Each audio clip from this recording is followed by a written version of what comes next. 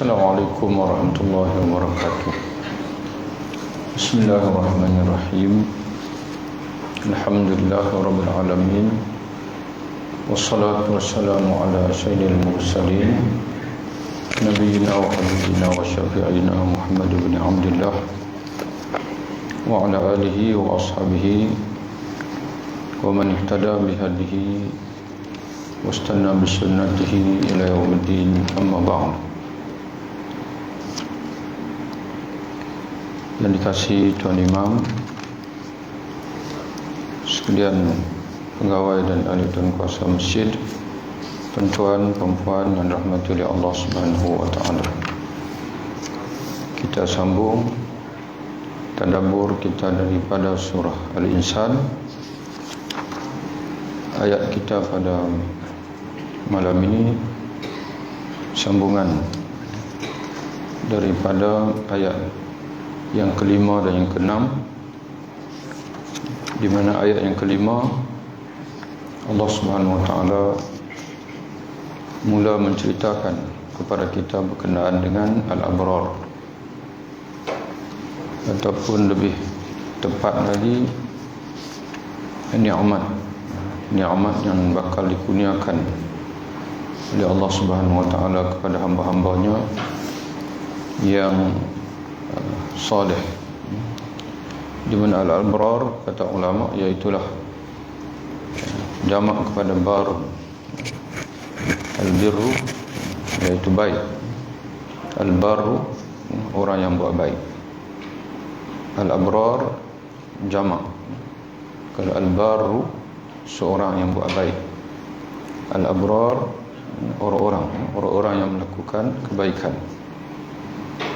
Dan ditafsirkan oleh ulama, innal abrara yashrabuna, sesungguhnya orang-orang yang baik, yaitu orang yang beriman dan juga taat kepada Allah Subhanahu wa taala.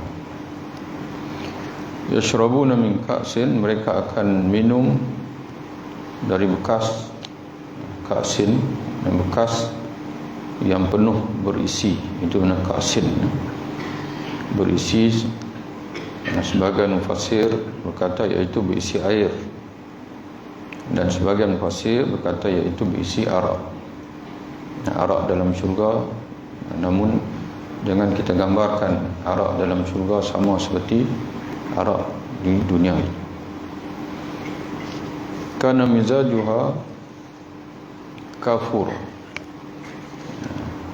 gelas dan bekas yang berisi air ataupun arak yang campurannya adalah kafur, yakni satu bahan ataupun air yang berwarna putih warnanya, yang putih warnanya, enak aroma atau baunya, dan dingin rasanya seperti kafur di atas muka dunia ini.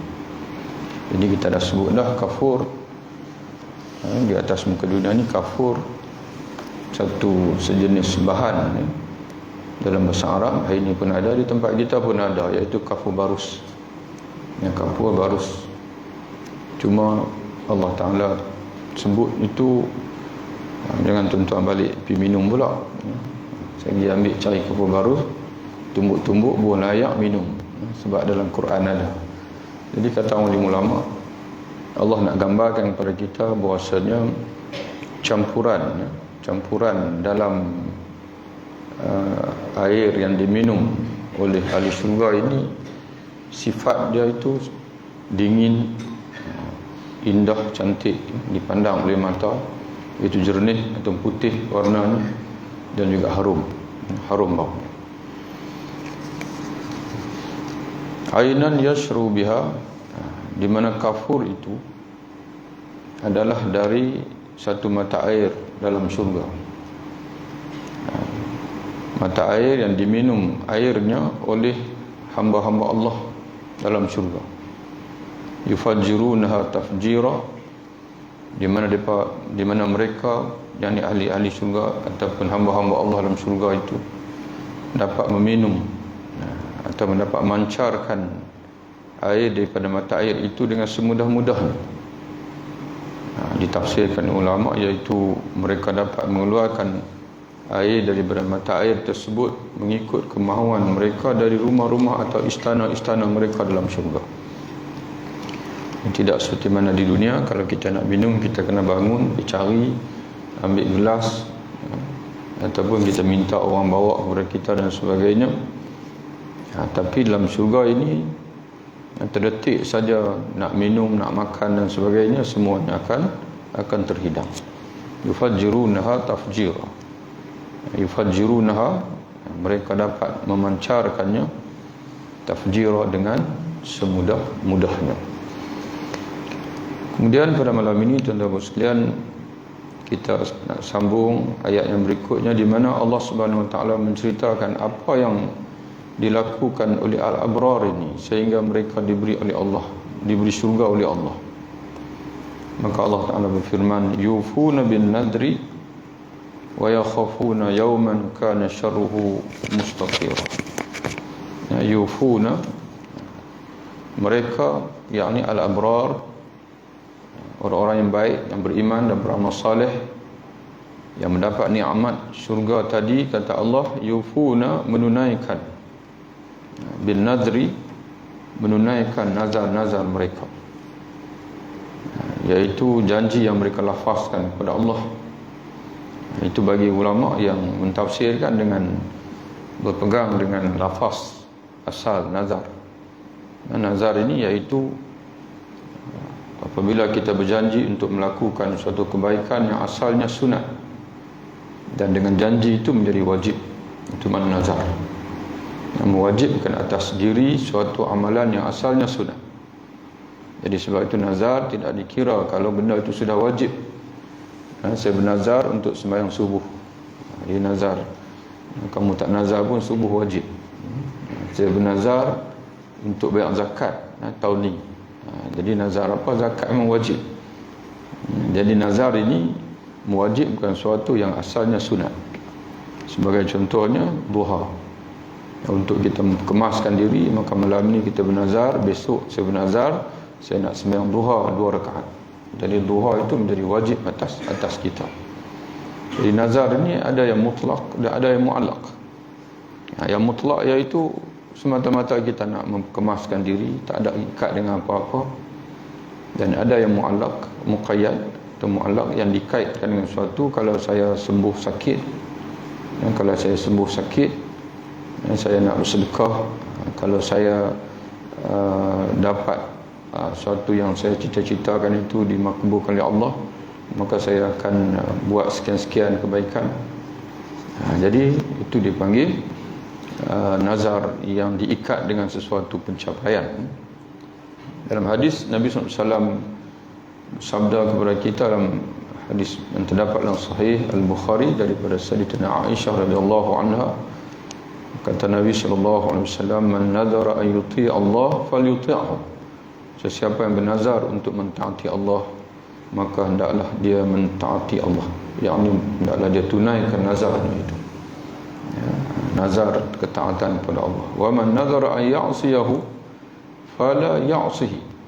Sesiapa yang bernazar untuk bermaksiat kepada Allah, janganlah dia bermaksiat kepadanya, yakni jangan dia menunaikan nazar itu. Ada nazar-nazar yang berdosa. Saya berjanji saya tak akan bercakap dengan dia. Dengan nama Allah saya tak akan bercakap dengan dia. Jadi tak bercakap dengan saudara sendiri itu dipanggil memutuskan silaturahim. Itu maksiat. Tidak boleh kita tunaikan nazar-nazar yang sebegitu. Jadi sebab itu Nabi sebut, barang siapa yang bernazar untuk mentaati Allah, maka hendaklah dia taat kepada Allah, yakni hendaklah dia tunaikan nazarnya itu. Dan jika sesiapa yang bernazar untuk menerhaka kepada Allah, yakni melakukan suatu perbuatan yang dilarang oleh Allah, fala ya'sihi, jangan dia melakukan maksiat kepada Allah dengan maksud jangan dia tunaikan nazar tersebut. Apakah dikenakan kafarah? Sebagian ulama kata kena kafarah sumpah, kafarah sebagai sumpah. Dan sebagian ulama kata tidak ada, dia cuma kena minta ampun kepada Allah. Tidak ada, dia panggil yang tidak ada sebarang kafarah. Itu Allah Ta'ala sebut yufuna bin nadri, dan sebagian mufassir berkata maksud nazar di sini, di antara Imam Qatadah seorang mufassir, dia kata bin nadri maknanya ialah kewajipan, yang mereka menunaikan segala kewajipan yang telah ditetapkan oleh Allah Ta'ala ke atas mereka. Wa yakhafuna yawman kana syarruhu mustatira, dan mereka bimbang akan hari di sini, iaitu hari kiamat. Selain daripada al-abrar ini, mereka menunaikan nazar, janji mereka kepada Allah, ataupun mereka menunaikan kewajipan Allah yang tertanggung atas diri mereka. Mereka juga yakhafuna, takut. Takut yauman, akan hari apa ini? Hari kiamat. Kana syarruhu mustatira, hari yang mana adalah keburukannya, yakni kedahsyatan, ketakutan, kegemparan pada hari itu, mustatira, berleluasa, yakni meliputi sekalian alam dan juga meliputi sekalian makhluk manusia. Pada hari ini tuan-tuan sekalian, apa-apa ketakutan dia hanya membabitkan sebahagian saja, di satu tempat saja. Bila berlaku gempa bumi, sebagai contoh, di Turki ataupun di mana-mana tempat lah, mana orang sana saja. Kita sini masih lagi boleh, cuma kita berasa sedih sikit-sikit gitulah. Kita tak berasa pun, tumpang sedih saja. Ada setengah orang sedih pun tak. Sedih pun tak apa, sebab dia memang tak tengok televisyen, dia kira duduk dalam kampung dia saja. Tapi bila berlaku kiamat, hari akhirat, bermula daripada saat kiamat itu, kemudian manusia akan, manabila kalau kita sempat dengan hari berlaku kiamat itu pun, kita tak akan terkecuali daripada berhadapan dengan ketakutan pada hari itu. Dan begitu juga bila kita bangkit daripada kubur, kemudian bila berada di mahsyar, mustatiran, ketakutan yang mana? Yang berlegar di suatu tempat. Tidak ada tempat yang tidak timbul ketakutan, tidak ada tempat yang tidak ada kegemparan. Jadi mereka tidak tunggu hari itu. Sebaliknya, ketika di dunia sekarang ini pun mereka sudah merasai ketakutan itu. Sebab itu mereka bersedia. Kita bersedia, kerana kita tahu bila berlaku kiamat nanti, kita akan berdepan dengan cabaran-cabaran yang hanya akan dijanjikan oleh Allah selamat orang beriman saja. Orang beriman saja yang dijanjikan oleh Allah perlindungan. Sebagai contoh, tuan-tuan sekalian, kita biasa dengan satu hadis Nabi sallallahu alaihi wasallam. Nabi menyebutkan sab'atun yazilluhumullah yauma la zilla illa zilluh. Ada tujuh golongan manusia yang mana akan diberi naungan oleh Allah pada hari tidak ada naungan melainkan naungan daripada Allah Ta'ala sahaja, iaitu hari kiamat nanti. Salah di antaranya kita baca dalam hadis yang tujuh ini, di antaranya ialah rajulun seorang yang sentiasa bolak-balik ke masjid, dua orang yang sentiasa berkasih sayang sesama sendiri kerana Allah Ta'ala, seorang yang bersedekah ikhlas sehingga dia suka menyembunyikan sedekahnya, sehingga tangan kirinya tidak mengetahui apa yang dihulurkan oleh tangan kanannya. Ada 7 semua. Syabun seorang pemuda yata'allaqa qalbu bil masajid, al-syabun nasya'a fi ibadatillah, pemuda yang membesar dalam ketaatan kepada Allah. Jadi kerana orang muda ini dia memang, jiwa muda ini dia sinonim dengan seronok. Tapi tiba-tiba jiwa muda ini dia dipanggil hidup dalam ibadat kepada Allah, dan dia mati ketika muda. Dia mati ketika dia muda itu. Maka dia akan dapat lindungan daripada Allah Ta'ala. Seorang yang dirayu, dipujuk oleh perempuan yang cantik, yang ada kedudukan untuk berzina, tapi dia kata, ini akhafullah, aku takut kepada Allah Subhanahu wa Ta'ala. Jadi walaupun hari itu syarruhu mustatiran, keburukannya, kedahsyatannya itu melata, berleluasa. Tapi ada orang yang akan diselamatkan oleh Allah Ta'ala daripada ketakutan, iaitulah orang-orang yang beriman kepada Allah dan juga beramal salih. Kemudian Allah Ta'ala lanjutkan lagi, itu dua. Al-abrar yang pertama, yang sentiasa menjaga janji dengan Allah, nazar ataupun kewajipan dengan Allah. Yang kedua, sentiasa merasai akhirat, yakin dengan hari akhirat dan takut hari akhirat, lalu mereka bersedia apa yang sepatutnya, persediaan sepatutnya. Kemudian Allah Ta'ala lanjutkan lagi, wa yut'imuna ta'am, dan mereka juga sentiasa menjamu makanan, ala hubbihi, sekalipun mereka menyukainya, yakni menyelerainya dan berhajat kepadanya, walaupun mereka sendiri berhajat pada makanan. Kerana sifat manusia ni memang sifat berkira. Sifat berkira benda yang dia suka, dan benda kalau tak suka, biasa manusia boleh bagi ke orang. Tapi kalau dia suka, memang dia sukar untuk bagi, kecuali orang yang ada iman. Lagi kuat iman kita, lagi senang kita nak bagi apa-apa. Kalau tak ada iman langsung, tak bagi langsung. Itu yang tak buat pulang zakat langsung tu. Sebab iman dia dah, mungkin kita kata, bukan tidak ada dalam bentuk, kita kata tak ada langsung, itu kafir. Maknanya tipis sangat. Sehingga akan dia tak ingat akhirat, sehingga akan dia terlalu bakhil. Sebab itu dalam hadis Nabi SAW menyebutkan as-sadaqatu burhanun. Yang sedekah, kata Nabi, yang sedekah itu adalah bukti. Para ulama mentafsirkan bukti iman seseorang. Bukti iman, iman yang ada dalam hati seseorang. Kerana manusia ini dia biasa bertukar, dia panggil. Dan itu jual beli, dia panggil. Mubadalatu syai'in bi syai'in, menukar sesuatu dengan sesuatu. Kita pergi kedai, kita bagi RM10, kita dapat barang. Sebab tu kita boleh bagi duit, sebab kita tahu kita akan dapat benda. Dan itu juga kita pergi apa-apalah tuan-tuan sekalian. Tapi orang yang bersedekah, dia memberi, tidak ada apa-apa pulangan di dunia ini. Lalu tabung masjid di depan dia letak dalam tabung tu RM1 ke, RM2 ke, RM3 ke, tidak ada apa-apa yang dia bawa balik. Maka orang tanya dia, kenapa kau beri? Lalu dia kata, sebab pahala bersedekah ini 700 kali ganda. Itu maknanya akhirat. Dia yakin dengan akhirat, sebab tu dia memberi. Jadi sebab itu tuan-tuan sekalian, begini Allah Ta'ala sebut, wa yut'imuna ta'am. Al-abrar ini, mereka sentiasa menjamu makan, ala hubbihi, sekalipun bukan maka tak perlu pada makanan itu. Kalau nak kira, maka boleh simpan, boleh makan. Makan suka, maka ingin menyimpan makanan itu. Walaupun dalam keadaan begitu, tetap mereka memberi makan kepada orang lain. Siapa yang mereka beri makan itu? Miskinan, kepada orang miskin.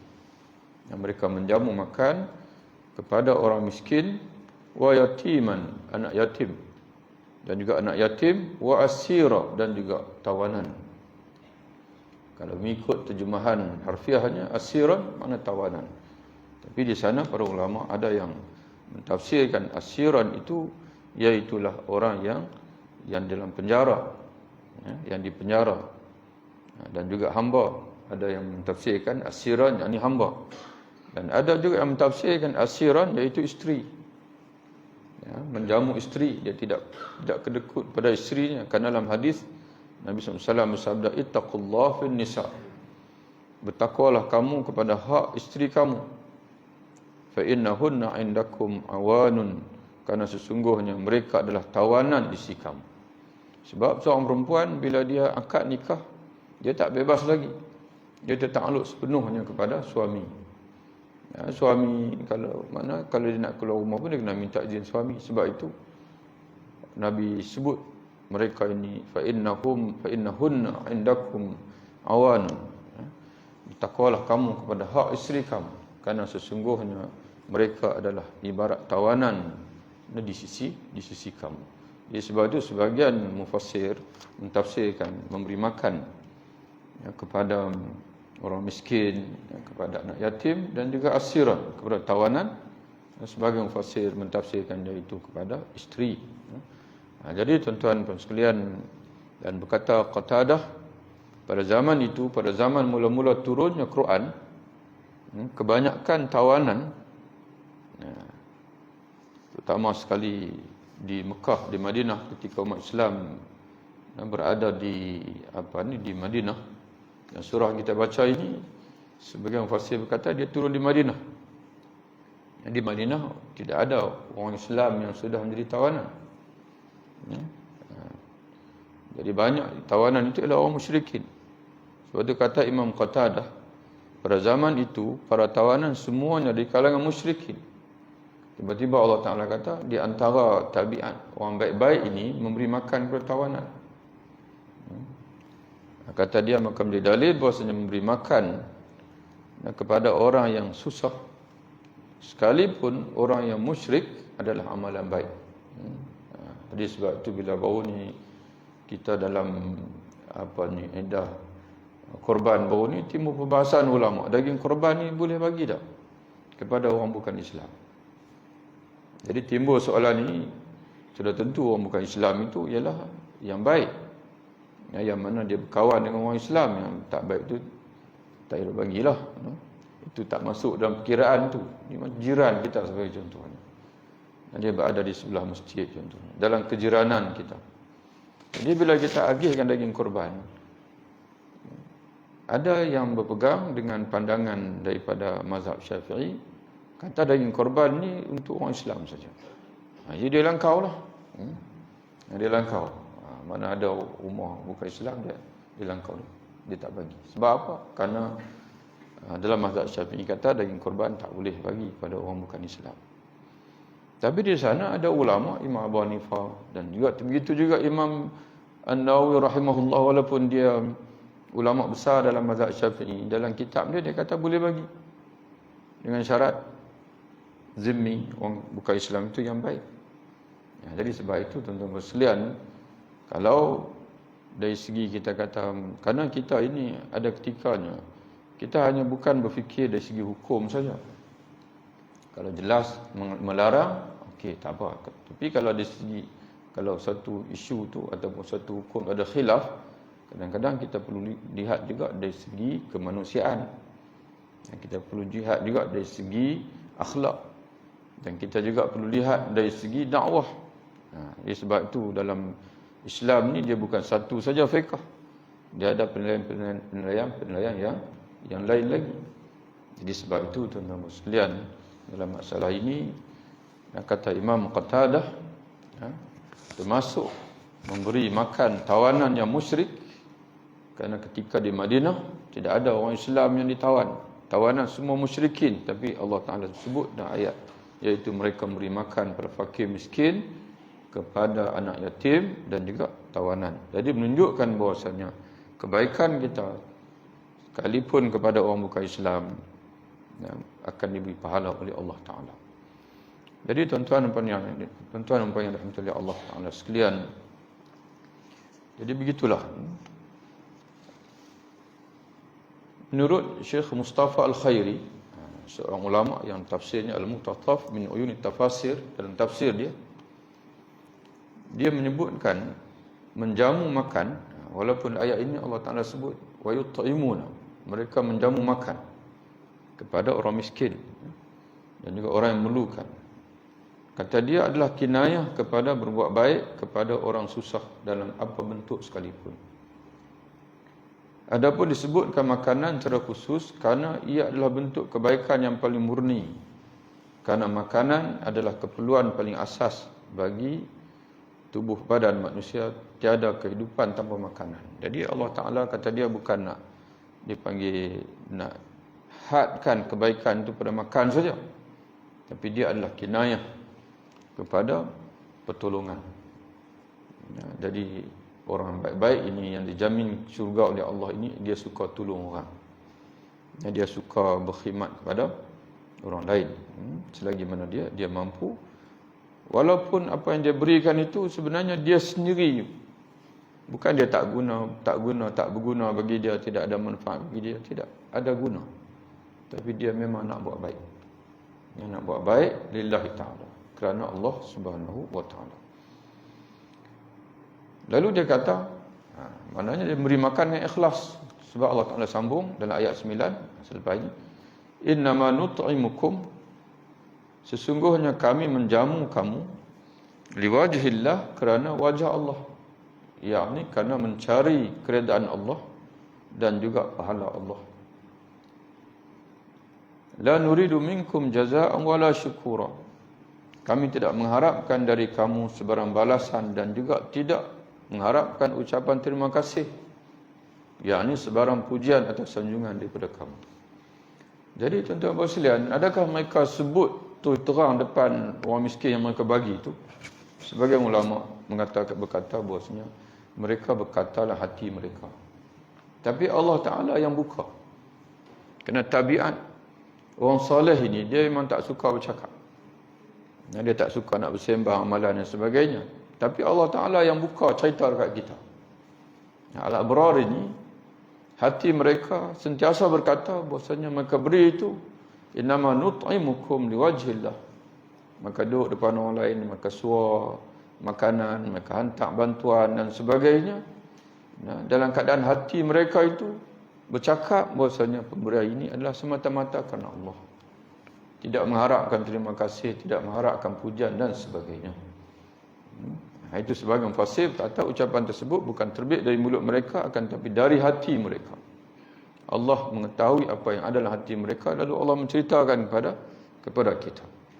Jadi sebab itu tuan-tuan sekalian, dari segi adab, bila orang buat baik dengan kita, kita kena ucap terima kasih. Sebagaimana dalam hadis Nabi sallallahu alaihi wasallam menyatakan, man lam yashkuril nas lam yashkurillah, siapa yang tidak pandai berterima kasih kepada manusia, maka dia tidak berterima kasih kepada Allah, tidak bersyukur kepada Allah. Tapi dari sisi kita yang buat baik, kita tak perlu untuk tunggu. Kalau ditakdirkan orang tak ucap terima kasih pun, kita sangka baik, kita anggap katanya dia terlupa. Jangan duk ungkit pula, dia tu dah lah orang bagi bantuan, tak ucap apa langsung sombong.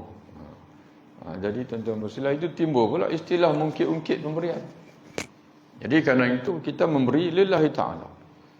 Allah dah bagi pahala dekat kita, kenapa kita nak ungkit lagi?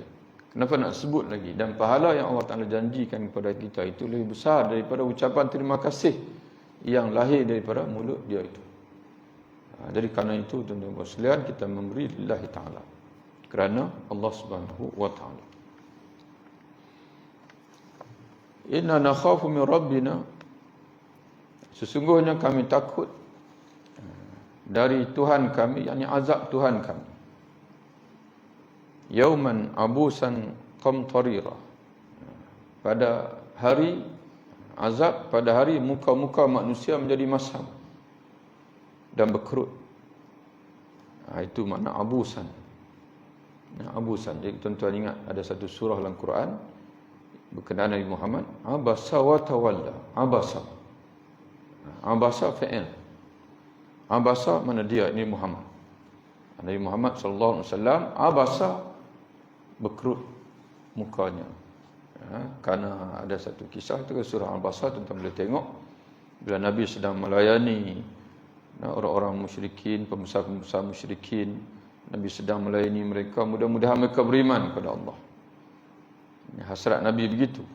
Kerana orang musyrikin ni, bangsa musawan mereka ini, bila mereka sedang berurusan dan sebagainya, kalau ada hamba ke orang miskin datang ke, itu mengganggu status mereka.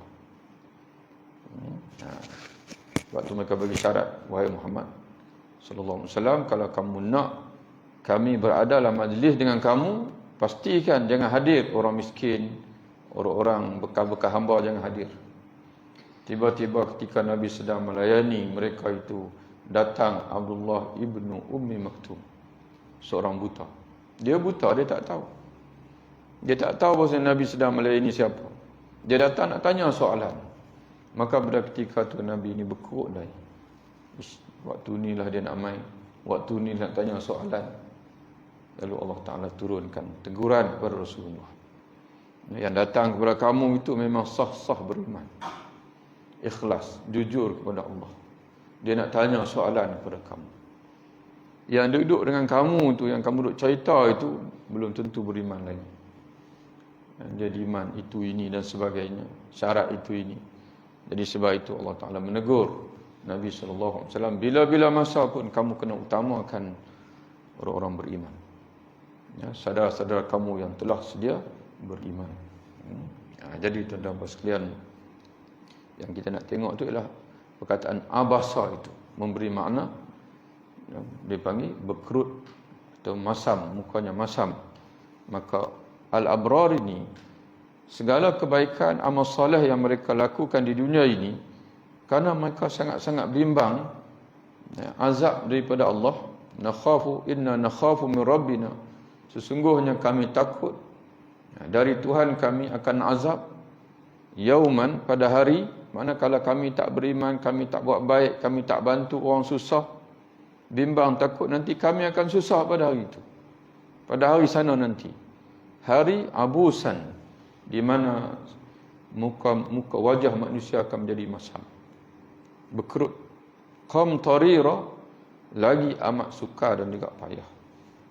Jadi cara nak selamat di sana ialah kena dipanggil, cara kita supaya nak mengelak susah di sana, kita kena bantu orang susah di sini. Itu dia panggil falsafah Quran. Apa dalilnya tuan-tuan sekalian? Ayat ini dalilnya sebab apa yang Allah sebut di sini ni sambung yang tadi. Kami tak mengharap apa-apa, kata mereka dalam hati mereka, daripada orang susah yang kami bantu ini. Pujian pun tak, balasan pun tidak. Tapi kami bantu mudah-mudahan pada hari di mana orang lain susah nanti kami tak susah. Allah Ta'ala akan tolong sebab kami menolong orang susah di dunia ini. Itu satu ayat kita boleh faham. Dan di samping ada hadis Nabi SAW, Nabi menyebutkan, man faraja an muslimin kurbatan farajallahu anhu kurbatan min kurubati yaumil qiyamah. Sesiapa melepaskan satu kesusahan dari seorang muslim, Allah, makna di dunia ini, Allah akan melepaskan darinya satu kesusahan dari kesusahan hari kiamat. Itu janji Allah Ta'ala. Kalau kita tolong orang susah di dunia ini, Allah akan tolong kita di sana nanti. Jadi sebab itu tuan-tuan sekalian, dan begitu juga dalam satu hadis, itu hadis Sahih Bukhari. Hadis yang lain dalam Sahih Bukhari juga, Nabi bersabda, ittaqun nara walau bisyiqqi tamratin. Selamatkanlah diri kamu dari neraka walaupun dengan memberi sebelah buah kurma. Tuan-tuan sekalian, orang hari ini sebiji buah kurma pun kalau jatuh tak ambil. Sebab murah. Kadang-kadang jatuh tu, dia jatuh lah. Tapi Nabi sebut di sini, kita boleh selamatkan diri kita daripada neraka walaupun dengan bisyiqqi. Syiqqi ni sebelah tamratin, buah tamar. Pemberian kita kepada orang susah walaupun sikit akan menyelamatkan kita daripada neraka di akhirat nanti. Jadi sebab itu tuan-tuan sekalian, maknanya di sini ni, kita ni jangan lokek dengan pertolongan. Tolonglah orang lain. Dan kita kena tambah, kerana orang Melayu ni dia sudah ada kesedaran untuk infak, sedekah sebagainya, tapi dia lebih kesedaran itu pada tempat, pada benda. Tak tahulah sebab apa. Dia suka beri pada masjid, dia suka beri kepada mana dalam bentuk bangunan lah, wakaf, kita sebut senang cerita wakaf. Tapi kesedaran untuk membantu manusia ini dia kurang. Kesedaran untuk membantu sama-sama manusia itu dia kurang. Dan kadang-kadang dia timbul satu, orang panggil apa, perasaan, orang panggil apa, terlalu menilai dia panggil. Bila orang datang minta, dia kata kawan ini mesti nak tipu dia. Buat miskin, nak buat apa dia ni, buat susah. Jadi tuan-tuan sekalian, itu bukan kerja kita menilai itu.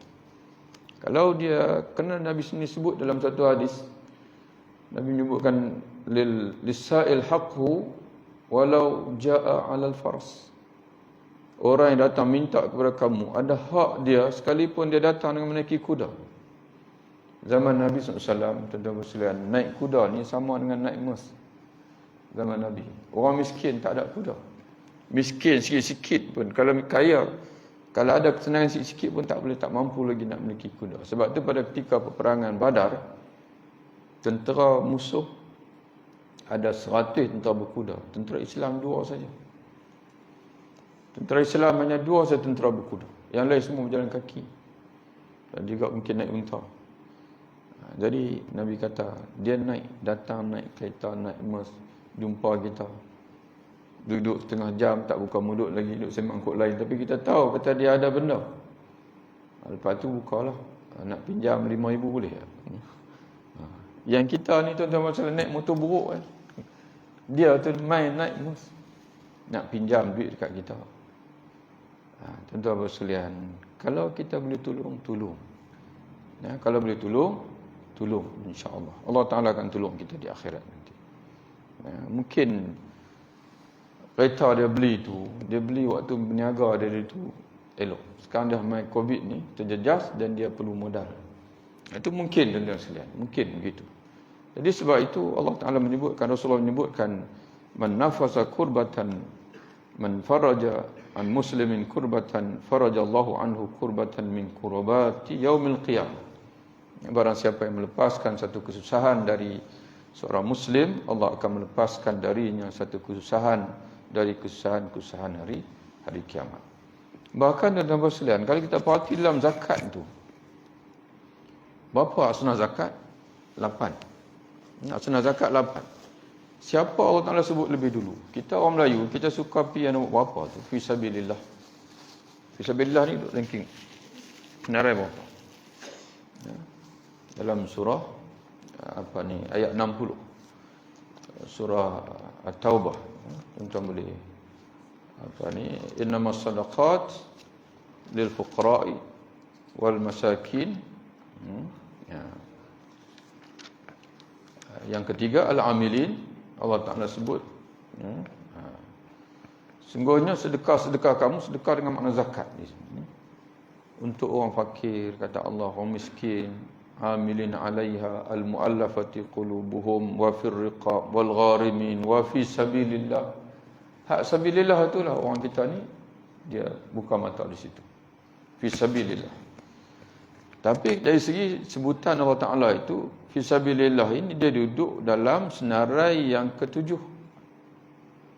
Mula-mula Allah Taala sebut ialah fakir, miskin. Allah Taala sebut dulu fakir, miskin, amil. Amil ni sebab tanggungjawab dia. Amil tuan-tuan tak boleh bagi bebas dekat dia, itu pemerintah bagi. Dia dah ada bahagian dia. Kemudian mu'allafatu qulubihim wa fir riqab wal gharimin. Kemudian baru fi sabilillah. Jadi sebab itu tuan-tuan sekalian, ala kulli hal, apa saja jangan lupa fakir miskin. Jangan lupa fakir miskin. Mereka lebih berhak untuk dibantu, dan itu menjadi satu dipanggil ruang dakwah yang sangat besar. Bila tuan-tuan berjumpa dengan fakir miskin ni, kita bagi sedekah, bagi zakat dan sebagainya. Contohlah kita kata, di samping-samping itu kita boleh ajar. Mainlah kita di masjid ni ada kuliah, mainlah kita sembahyang berjamaah dan sebagainya. Itu contoh tu muslim. Sebab wallahu alam, sebab apa Allah Taala sebut mereka dulu? Kerana ujian kemiskinan ni sebenarnya berat. Dan sebab itu dalam hadis Nabi SAW pernah sebut, yakadal faqru ayakuna kufran. Hampir-hampir kefakiran itu menjadi penyebab kekufuran. Maknanya kadang-kadang manusia ini menjadi kufur dengan sebab kemiskinan. Jadi kita kena tambah sikit tentang Islam. Orang Islam ini alhamdulillah kesedaran fisabilillah itu sudah ada, memberi infak fisabilillah, tapi kesedaran untuk membantu orang susah, orang yang memerlukan, orang yang berhajat itu kita perhati agak kurang. Pertama sekali tempat kita lah. Dan cuma satu lagi, kita kena dahulukan yang dekat daripada yang jauh. Kadang-kadang orang bila disebut fakir ni, dia nak bantu orang susah ni, dia tak nampak Palestin. Dia nampak, bukan kita nak kata, tuan-tuan yang silap faham pula. Orang zaman lain dia mudah silap faham. Jangan silap, bukan. Bantu-bantu Palestin, dia panggil umat Islam tempat lain sebagainya. Tapi jangan memejam mata kepada saudara-saudara kita, jiran, sanak saudara kita, yang mungkin mereka juga susah. Dan mereka lebih dekat dengan kita. Dan mereka lebih mengharapkan, lebih memandang kekayaan kita itu. Dan Nabi sendiri menyebutkan secara khusus dalam hadis, as-sadaqatu 'alal miskin sadaqatun wa sadaqatun 'ala zawil qurba sadaqatun wasilatun. Nabi sebut, sedekah kamu kepada orang miskin, sedekah, tapi sedekah kamu kepada orang miskin yang ada hubungan keluarga dengan kamu, sadaqatun wasilatun, sedekah dan juga silaturahim. Dapat dua, sedekah dan juga silaturahim. Jadi tuan-tuan sekalian, kita perincikan sikit supaya kita ni dalam beramal ini betul-betul kita beramal itu tepat, tepat sebagaimana yang dikehendaki oleh Allah. Kerana kita bukan buat untuk kita, tuan-tuan sekalian, bukan kita buat kerana sonok kita nak buat, bukan. Kita buat itu lillahi ta'ala. Kita buat itu lillahi ta'ala.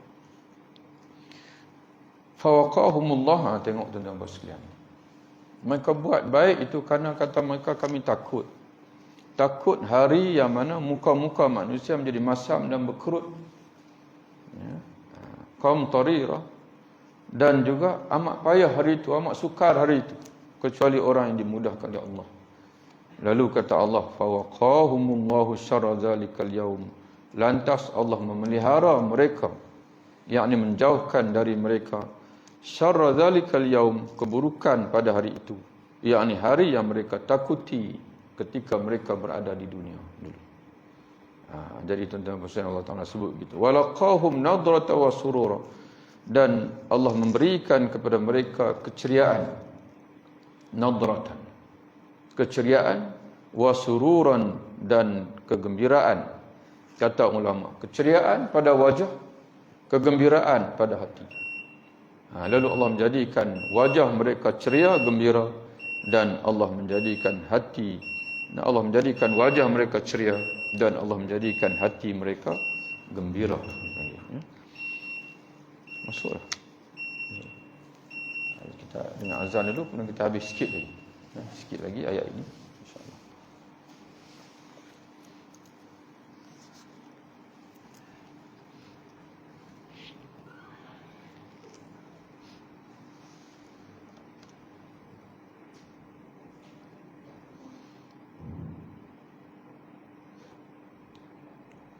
Allahu Akbar,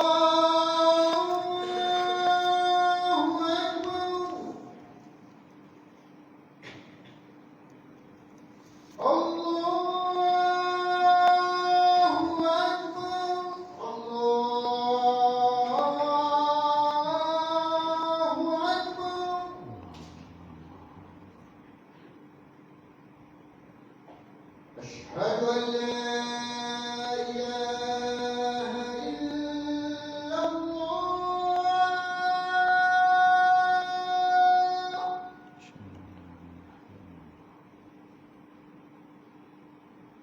أشهد أن لا إله إلا الله.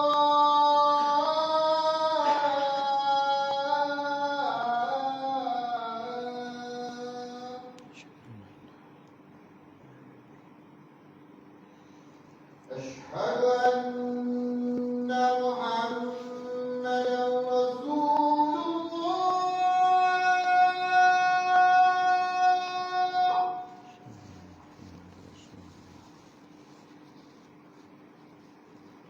أشهد أن محمدا رسول الله.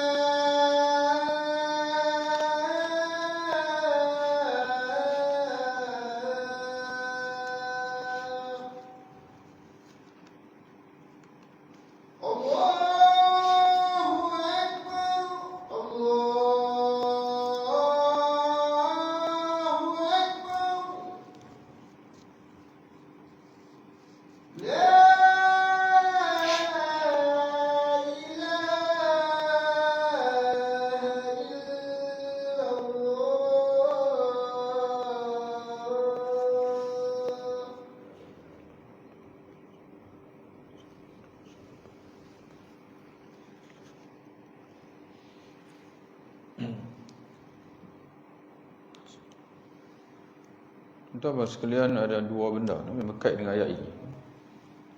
Yang pertama, sebagaimana kita faham daripada ini bahasanya amal soleh yang kita lakukan di dunia ini, iman dan amal soleh, itu akan menyelamatkan kita dari ketakutan di akhirat. Bahkan bukan sekadar di akhirat, Allah akan selamatkan kita daripada ketakutan sebelum itu lagi, iaitu pada ketika kita hampir mati, pada saat kita nak mati.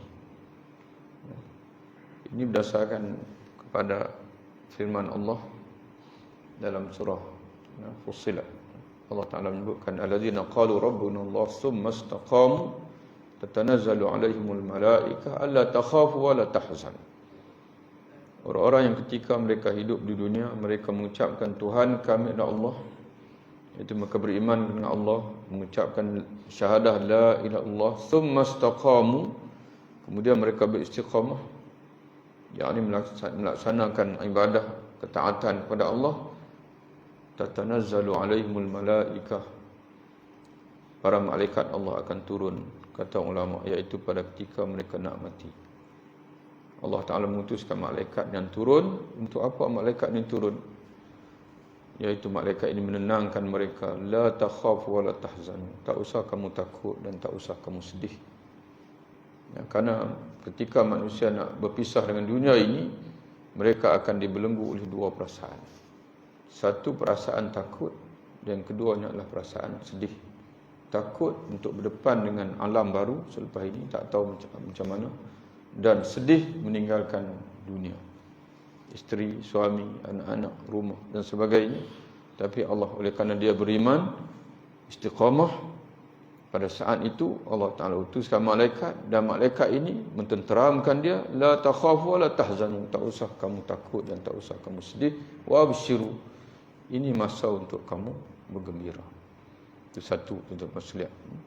Yang kedua, gembira ni tuan-tuan sekalian, Allah Ta'ala sebut, ya, kami peliharakan mereka daripada ketakutan hari itu, dan bahkan kami berikan kepada mereka nadratan, keceriaan pada wajah, nadratan, dan juga sururan, kegembiraan pada hati.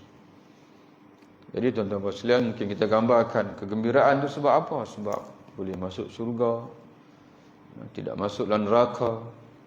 Tapi dalam ayat surah sebelum ini, kita dah tafsir sebelum ni, tadabbur sebelum ni, surah Al-Qiyamah sebelum surah Insan ini, Allah Ta'ala menyebutkan dalam surah sebelum ini dengan menggunakan bahasa yang sama. Di sini nadratan, di sana nadiratan.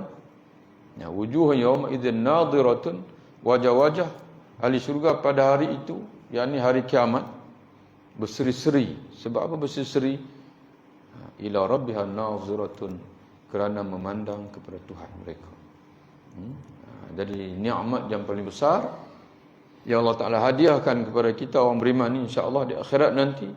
Dan itulah kegembiraan yang menghasilkan kegembiraan yang paling, tidak ada kegembiraan yang melebihi daripada itu, iaitu dapat melihat kepada Allah.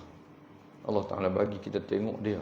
Untuk bayangkanlah, hari ini kita menghadap dia tanpa putus asa, tanpa jemu, dan sampai satu ketika nanti kita menghadap Allah lagi, tapi dapat melihat dia.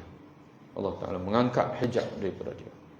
Ya, hijabun nur, kata Nabi. Hijab di hadapan Allah Ta'ala itu ialah cahaya. Ya, wallahu a'lam bissawab. InsyaAllah nanti kita sambung lagi ayat berikutnya. Wabillahi taufiq. Assalamualaikum warahmatullahi wabarakatuh.